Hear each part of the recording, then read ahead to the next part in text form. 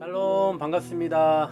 오늘도 우리에게 주신 이 하루라는 시간을 또 의미 있게 사용할 수 있으면 좋겠고, 그에 앞서서 가장 먼저 하나님의 말씀으로 또 은혜 가운데 이 하루를 시작하기로 다짐하는 은혜가 있기를 소망합니다. 자, 우리는 어제 시간까지 그 연보에 대한 내용을 좀 다뤄봤습니다. 계속해서 오늘의 이 말씀은 조금 길긴 합니다만 부요하게 하신 그 예수님에 대해서 좀 생각해 볼 수 있을 것 같습니다. 오늘 본문은 우리가 가난한 사람들에게 물질로 채워주는 그런 삶의 모습이 바로 주님을 닮은 삶이다, 이러한 사실을 가르쳐주고 있습니다. 예수님을 닮은 삶의 모습, 그게 어떤 것입니까? 9절 말씀 먼저 보시면요, 우리 주 예수 그리스도의 은혜를 너희가 알거니와 부요하신 이로써 너희를 위하여 가난하게 되심은 그의 가난함으로 말미암아 너희를 부요하게 하려 하심이라 라고 말씀을 합니다. 자, 예수님께서 우리에게 주신 그 은혜 가운데 하나, 부요하신 이로써 가난하게 되었다라는 거예요. 누구를 위해서요? 바로 너희를 위해서, 저와 여러분을 위해서 예수님이 친 이렇게 되셨다라는 겁니다. 여기에 대한 몇 가지 견해가 있을 수 있겠습니다만, 첫 번째로는 예수님은 부유하신 분이잖아요. 하늘과 땅의 주인 아니십니까? 창조주이기도 하죠. 그런데 그분께서 우리를 위해서 가난하게 되셨어요.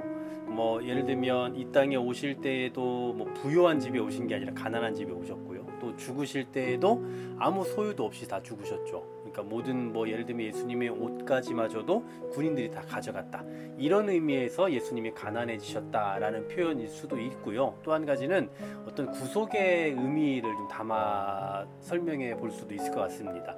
예수님의 어떤 그 경제적인 의미의 가난함이 아니라 예수 그리스도의 성육신을 의미한다라고 보는 거죠. 여러분, 예수님은 원래 하나님의 본체 아니십니까? 하나님과 동등된 영광을 가지셨던 분이잖아요. 그러니 예수님은 부요하신 분이에요. 그런데 그 부요한 위치에 계셔야 되는 분임에도 불구하고 성육신을 하셨다, 시공간의 역사 가운데 들어오신 거잖아요. 이 성육신 하신 사실 그 자체가 바로 가난하게 된 것이다, 그런 의미입니다. 아마도 저는 이 후자의 견해가 옳지 않나라는 생각이 들어요. 자, 이렇게 예수님께서 하나님의 본체이심에도 불구하고 그 영광을 버리고 시공간 속으로 들어오신 그 이유, 가난해지신 그 이유는 뭐라고요? 바로 우리 때문이라는 거죠. 저와 여러분들 때문이라는 겁니다. 우리를 부요하게 하시기 위해서, 우리를 구속하시기 위해서 예수님께서 그렇게 가난하게 되셨다. 그러니 얼마나 놀라운 선물입니까? 이것이 바로 은혜가 아니겠냐라는 사실이에요. 근데 하나님께서는 이 은혜를 어떻게 누리라고 하십니까? 혼자서 편안하게 누리라고 말씀하시지 않아요. 자, 이것을 어떻게 누리느냐, 이제 10절 11절 보십시오. 이 일에 관하여 나의 뜻을 알리노니 일은 너희에게 유익함이라. 너희가 1년 전에 행하기를 먼저 시작할 뿐 아니라 원하기도 하였은즉 이제는 하던 일을 성취할지니 마음에 원하던 것과 같이 완성하되 있는 대로 하라 라고 말씀하죠. 이거 이미 우리가 어제와 그제도 계속해서 연달아 생각해 보았던 것처럼 연보에 대한 문제예요. 그들이 예루살렘 교회의 이 연약한 성도들을 돕기로 마음 먹고 각오했던 그것을 이제는 해라, 이 얘기죠. 이것은 단순히 어떤 그 경제적인 물질의 관점을 넘어서 고린도 교인들의 그 사랑의 진실함을 증명해내는 표가 되기도 합니다. 그래서 8절 말씀 보시면요, 내가 명령하는 말이 아니요 오직 다른 이들의 간절함을 가지고 너희의 사랑의 진실함을 증명하고자 합니다 라고 말씀을 하죠. 이것이 주님에 대한, 그리고 하나님의 백성들에 대한 그 사랑의 진실함을 드러낼 수 있는 그 증명, 그 표가 될 수 있다라는 사실이죠. 그러면서 사도 바울은 이런 물질을 나누는 그 삶이 어떤 의미를 지니고 있는가, 또 13절 14절에서 또 가르쳐 주죠. 이는 다른 사람들은 평안하게 하고 너희는 곤고하게 하려는 것이 아니요 균등하게 하려 함이니 이제 너희의 넉넉한 것으로 그들의 부족한 것을 보충함은 후에 그들의 넉넉한 것으로 너희의 부족한 것을 보충하여 균등하게 하려 함이라. 자, 두 번 계속해서 반복하고 있는 그런 말들이 있죠. 그 가운데서도 균등하게 한다, 이 부분이 좀 핵심이 아닐까 싶습니다. 하나님께서 때때로 우리에게 다른 사람보다 더 많은 것들을 주신 그 이유 가운데 하나는 그것을 가지고 우리 자신을 충분하게 채우며 살아라, 이것보다도 서로가 부족한 것을 살펴서 서로에게 나누어 주는 그런 균등한 삶을 살아가게 하기 위함이다라는 거예요. 이게 바로 지체의 원리입니다. 그렇잖아요, 여러분. 이거 오른손만 평안하면 됩니까? 발도 편안해야 될 거예요. 왼손도 편안해야 될 겁니다.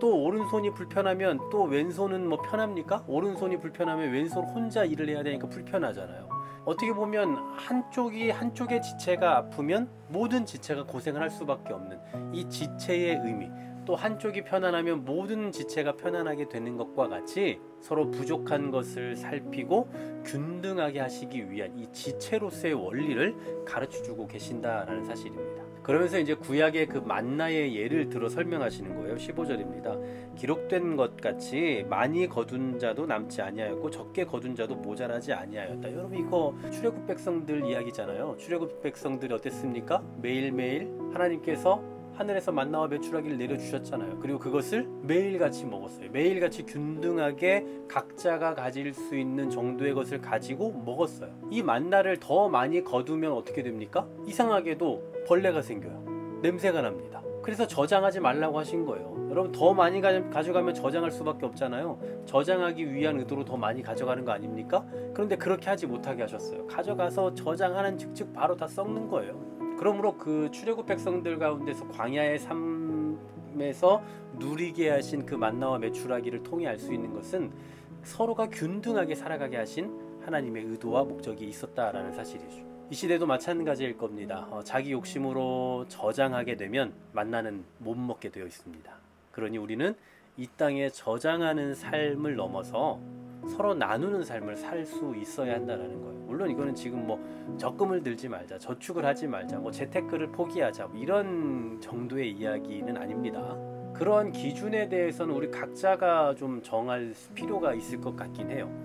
물론 내가 할 거 다 하고 저축도 다 하고 나머지로 뭘 돕자 뭐 이렇게 하는 것도 사실은 좋은 건 아니겠습니다만, 중요한 것은 하나님께서 이 땅에서 우리가 살아갈 수 있도록 선물로 아니면 복으로 주신 것들은 단순히 우리가 많이 모아두고 넉넉하게 살아가고 또 자녀들에게 유산으로 많은 것 주고 이렇게 하라고 주신 의도는 아닐 거라는 거죠. 그러니 필요한 만큼 거두고 필요한 만큼 저축도 할 수 있지만, 그러나 하나님께서 이 균등하게 하고자 하심, 물론 이제 이런 것을 가지고 뭐 성경은 공산주의를 지지한다 이런 얘기를 하시는 분도 있는데 그런 이야기 아닙니다. 근데 성경은 뭐 민주주의도 공산주의도 이런 걸 주장하고 있지 않고 그냥 신분주의예요. 성경은요. 뭐 그런 관점에서 이 균등을 해석하려고 하는 것이 아니라 하나님께서 우리에게 주신 것들을 지체의 의미를 가지고 지체의 의식을 가지고 서로 나눌 수 있는 그러한 여유 또 풍족함, 그런 것들을 지니며 살아가자라는 거죠. 그렇게 할 때 또 어떤 은혜가 주어졌습니까? 그 다음날 또 만나와 메추라기가 떨어졌잖아요. 그리고 또 먹을 만큼 먹고 또 나눌 만큼 나누고 나면 그 다음날 또 떨어지잖아요. 그게 바로 하나님께서 이 땅 가운데 우리 신앙인들이 살아가도록 만들어 두신 그 너무나도 지극히 자연스러운 법칙 가운데 하나다라는 사실입니다. 우리가 사랑을 증명할 수 있는 여러 가지 방편이 있겠습니다만, 우리에게 하나님께서 주신 그 넉넉함, 소유, 선물, 유익, 그런 가지각색의 것들을 또 어떻게 유익하게 의미 있게 나눌 수 있는가도 고민하면서 함께 나누는 삶을 좀 실천할 수 있었으면 참 좋겠습니다. 이 아침에 여러분들 좀 가볍게 묵상하실 때에 오늘 나의 도움이 필요한 사람이 누구인지, 또 내가 균등하게 서로 나눌 수 있는, 나눠야 되는 존재가 있다면 누구인지를 생각하고 실질적으로 또 좀 실천할 수 있는 이런 하루, 또 우리의 평생이 되기를 간절히 소망합니다. 하나님 감사합니다. 우리를 풍성하게 하시고 풍족하게 하시고 넉넉하게 하시고 때로는 많은 선물들을 허락하여 주셔서 충분히 누릴 수 있는 삶을 살아가게 하심을 참으로 감사를 드립니다. 하지만 이것이 단순히 우리가 먹고 마시고 즐기고 누릴 수 있게 하신 것만이 아니라 더 많은 이들에게 함께 사랑의 진실함을 표현해낼 수 있도록 주시는 넉넉함일 수도 있다는 거 잊지 않게 하시고, 오늘도 나를 풍성하게 하시고 나를 살게 하신 하나님의 그 은혜가 누구에게 이 은혜를 또 흘려보내기를 원하시는지를 다시 한번 깊이 묵상하며 또한 그 사랑을 증거하고 나타내는 귀한 하루가 될 수 있도록 인도하여 주시옵소서. 예수 그리스도의 이름으로 기도하옵나이다. 아멘.